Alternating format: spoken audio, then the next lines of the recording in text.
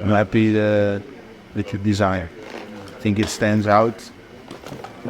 I love that the sponsors have the colors they want. I think that is always important. There's polka Jakobsen. Yeah, light blue and orange. I like it. Maybe most important is the bike. For every sprinter, the bike is important. Well, yeah, the bike is also a nice color, but it's and I think it's in the top five, perhaps top 3 fastest bikes in the peloton. Scott put a lot of effort into creating this foil. Yeah, I think for me it's a perfect fit. How you can describe the bike? Because I know the sprinters, you very very detailed things for the bike, the flexibility, I would say it's similar to the Venge I had. So the discontinued model from Specialized. We were not allowed to ride on it anymore because they don't sell it anymore. But I would say that the feeling is quite similar, and it's just once you get it up to speed, keeps the speed quite well, and you can just feel that it's fast. It's really an aero bike. I think it's up there, like I said, with the Cervelo and the Canyon, also the Giant. I think those are the brands. Sure. Yeah, you need to look at now for the top speed spring bikes. Is it important for you to be the leader of the team again here? Well, not it's your first year here, but kind of to be the leader of the team. Well, yeah, of course I made a decision based on where I go. Like, have the best sportive opportunities and ambitions, which I couldn't really stay at the youth pack because everybody knows Remco is gonna do the tour. There won't be a spot for a sprinter. And then you have to find a place elsewhere. So it was on the top of the list was always I want to go to a team where I can sprint for wins, or I do Tour de France, perhaps do Giro d'Italia. So that's why this was immediately an opportunity and a good choice. And I also spoke with a few other teams, but this was the best option for me, and it was performance-wise, equipment-wise, and also being surrounded, building a lead-out train, and have like a dedicated sprint group to go to the races with. Just one question on Quickstep, just as a cyclist, as a fan, rather than as you. Do you think it's sad that kind of, obviously I know we understand why Quickstep's gone down this route, but is it sad that Quickstep, the sprinting team for 20 years, is no longer a sprinting team? I would call it just a race-winning team. It's just, and I know that a guy like Evenepoel wins a lot of races, but because you invest a lot in him, you cannot invest a lot in many other riders who would also win a lot of races. So to go from maybe 60, 70 victories in a year, like a few years ago, to having 10, 12 victories at the highest level with him, but you exchange maybe like 5 to 7 riders who would also win 5 to 7 races. So it's just not the same DNA anymore. But I understand the decision completely. But we used to win races with 12 or 14 different riders from throughout the year, from beginning to end. And I think that'll change a bit now. But here you obviously see a lot of attention here. Do you feel like you can almost mold the team to how you want it to be? Because it's such a young team as well. And it's now the time for me to use the experience I've had for 6 years and try to teach them, or at least share my experiences with them. And of course we're gonna fail races, but then we need to try and get to learn from that and get experience from that and build that successful lead-out training. It doesn't happen overnight, A guy like Max Richese or Michael Mokov was not successful when he was 23, 24, so cannot expect these guys to be on it from the moment, but I think as races progress and throughout the year, they should improve, and they will never know where we end up.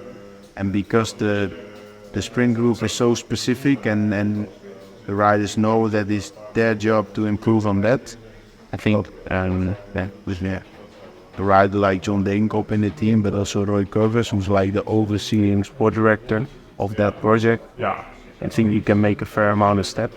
And I look forward to start to work with them and aim for that perfect execution. And with that comes race wins. Is it your mission to retake that spot as maybe the best sprinter? Obviously, I think it's fair to say that. Sure. Last year he was most successful sprinter by victories and by the way he raced. But this is a new year. I beat him once last year. I tried to beat him with them well.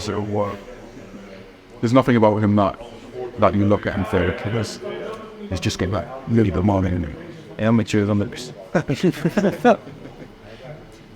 So yeah. That's that little thing. No, but obviously I've raced Jasper since under 23. He's an amazing rider, and he came now to the top step. And every year is a new year, and it's up to him to stay there, and it's up to us, all the rest of the peloton, to try and climb over him again. You obviously came to our team, which is an institution in terms of sprint. How does that make you feel? What do you think they can bring as an add-on to your already very resourceful material? Just the full focus on the sprint. So I don't need to focus on the classics anymore. That is, in Quickstep was always a bit 50-50. But here it's just you're gonna go for sprints, sprint races, stage races. We aiming at the Giro d'Italia this year, and then aiming at Tour de France. And those are the big deals of the year, and everything towards that will be a process of getting to know each other, working on, of course, physically, but also all the tactics behind the sprint, the mental part of it, working together as a group. And yeah, I think they do have the performance stuff for it. They do have the equipment.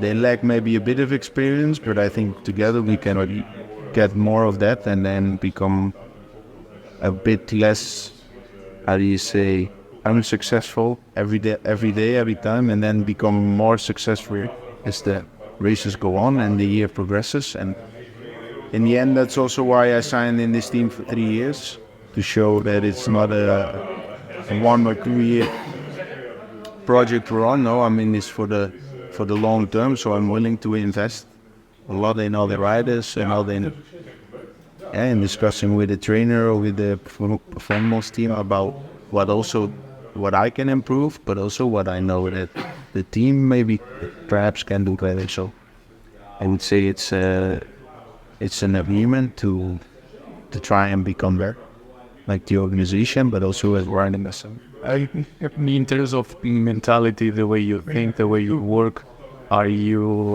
imagine that you and the team are on the same page, otherwise you wouldn't be here. Yeah. But this is a special team, having in mind that there's a lot of rotation of riders every season. Yeah. Weren't you a little bit, I wouldn't say afraid, but... Yeah, of course. There's a lot of ghost stories about this team. In the first and second meeting I had with Ivan Spekerbrink and Rudy Kemna, which is obviously much more easy in the Dutch language. We spoke about where the team has come from, where the team has gone through, what I heard from that riding and that rider. We spoke about it, and if you know the inside, then all the steps make sense. And it's like in a marriage, sometimes it doesn't work anymore, you split up, and then either you say nothing or the shit comes out. You never say, I was happy and it's all good. Because if you split, then there's always a negative that comes with. But I like to look at the successes that the team had. So they won the Giro d'Italia with Tom Dumoulin. They were a very successful sprint train with Kittel and Degenkop. So that is in their DNA, and they also said to me, we want to try and do that again with you, and this is how we see it. How do you see it? So it was like from the beginning, something we would work on together. And we also spoke about riders to maybe enter the team. What I thought about that, and I said what I knew or what I've seen in the races, and yeah, they took that into their decision making. So it's not that I said I want this guy, and that's how it happened. But it was always like an open communication about how to go from here. Do you have sort of, I kind of hate this word, but like a bucket list of what you want to do now in the next 2-3 years? Like, do you say to yourself, okay, I want to win a stage in each of the 3 Grand Tours, I want 30 wins? Like, do you mark down what you want? Like, do you have a piece of paper at home and say, okay, this and this and this? Yeah, I just look at 1 year at a time, but I would say for this year, if we get a stage win in the Giro and a stage win in the Tour, then we can speak about a successful year. But before that, the main aim and the main goal is to get that sprint train to function, because it starts there. And if that works, then probably you can tick the boxes of the Giro win and of the Tour win. But if you don't get the train and the group to work together, of course you need the physical level, but I know I can reach that. Now it will be about cooperating and getting to know each other, and I think then we can tick those boxes probably at the end of the year. Fabio, getting in details, what will be the sprint train? Because you said many times, but who will be the main riders? I spoke with John. So the group we have, so I think Niels Eekhoff and John Degenkolb, they are of course in the classic group, but they will also enter in the sprint group in the big races or in the Grand Tours. But then here on training camp we had quite a specific group we train with. So that was Emil Lippens, he's now in Australia. Pat Eddy, who's also in Australia. So those are the two we're missing now. Then we have Casper Nederbest, who's really at the talented sprinter. Timo Roos, of course, Bram Welter, Niklas Merkel and Tobias Lund. I think I've mentioned everybody then, and that's the group we train with, but we also discuss races with. We do all the strength training. Yeah, we do the strength training together. I think we all have the same trainer, so he has like a good overview.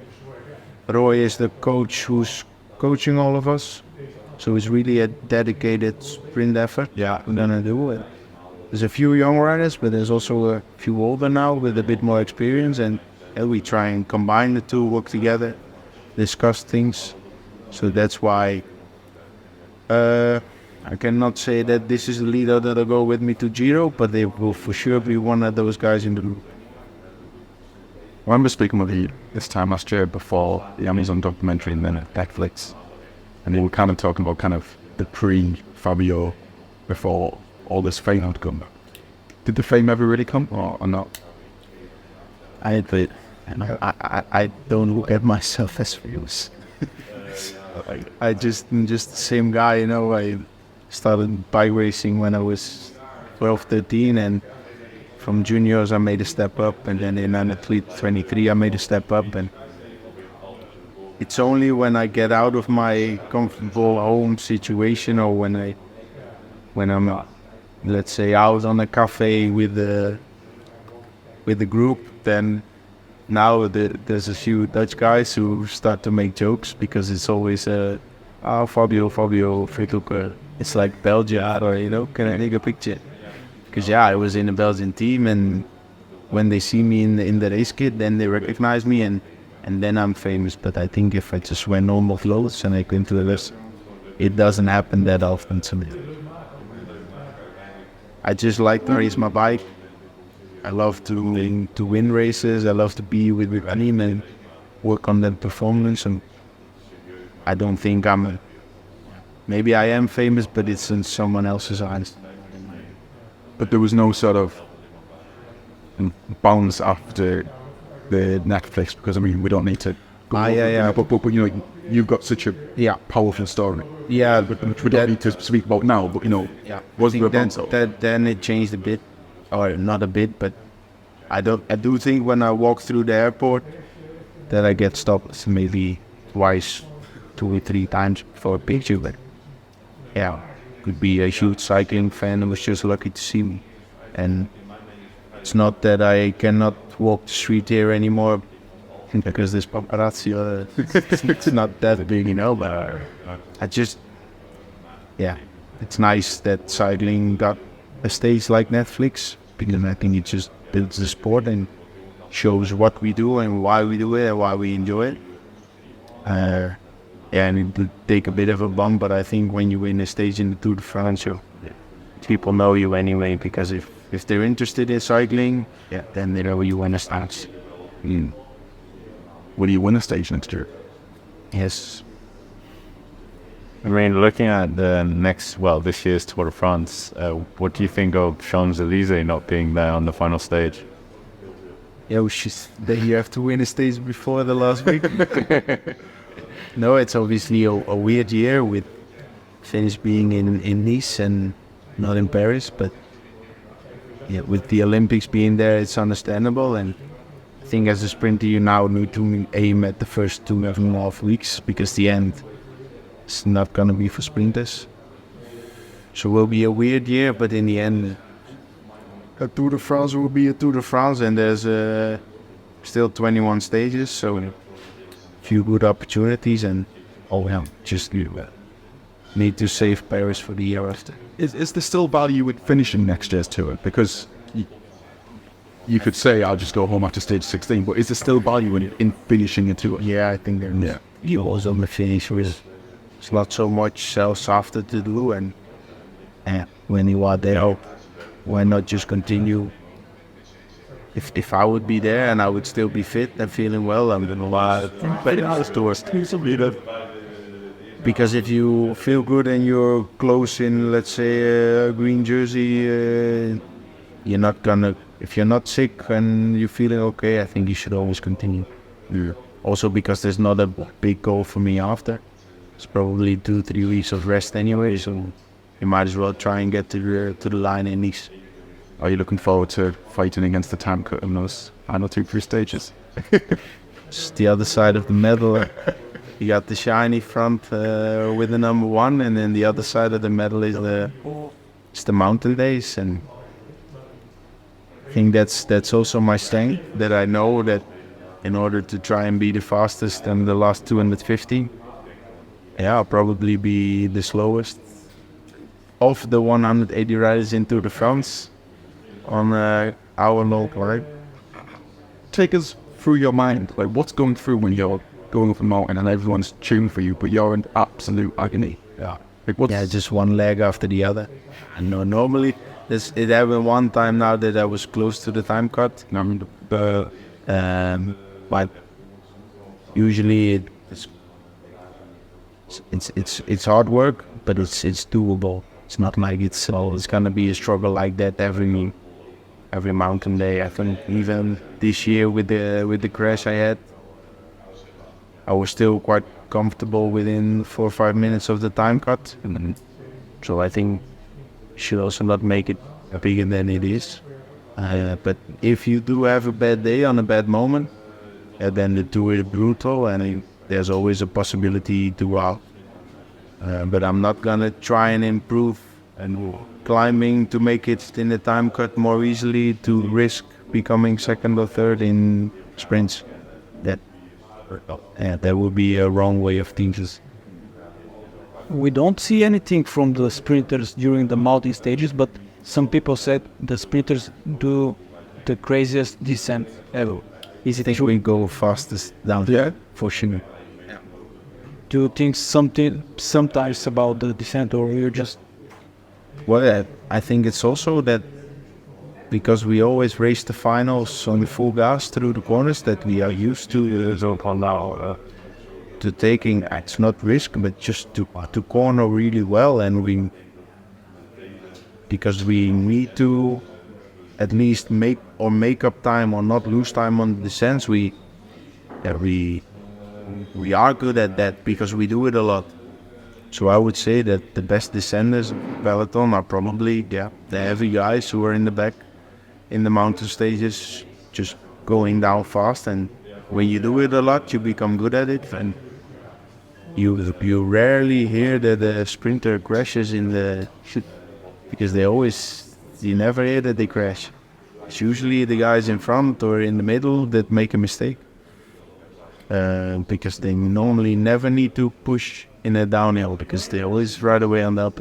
So I think because we do it a lot and we always have to keep a good pace on the downhill, that we are used to the cornering and the speed, and